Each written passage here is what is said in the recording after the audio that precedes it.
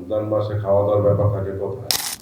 রমজানুল মোবারক আর ঈদের আনন্দটা কিন্তু আজকেই হয়ে যাচ্ছে আমাদের, কারণ ব্যাচেলার পয়েন্টে যখন প্রথম এপিসোড শুরু হয় আর যখন ব্যাচেলার বাসায় প্রথম আসে তখন এই আরিফিন আর হাবুই ছিল একসাথে।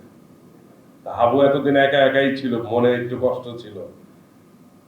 আরিফিন চলে আসছে, এখন ব্যাচেলার বাসা একদম ভরপুর হয়ে গেছে। কি মনে হয় আপনাদের, ভালো লাগতেছে? কি চুপচাপ? তার মানে কেউ পছন্দ করতেছেন না আরিফিন আসছে যে? হ্যাঁ, সংযম। আচ্ছা, যাক, আমার খুব ভালো লাগতেছে, কারণ অনেকদিন পরে আরিফিনকে পাইছি। আমি খুব খুশি। সবাই দোয়া করবেন আমাদের জন্য। আর বেশি কিছু বলার নাই, আমি অনেক কিছু বলতে পারি না। রমজান মাসে খাওয়া দাওয়ার ব্যাপার থাকে কোথায়?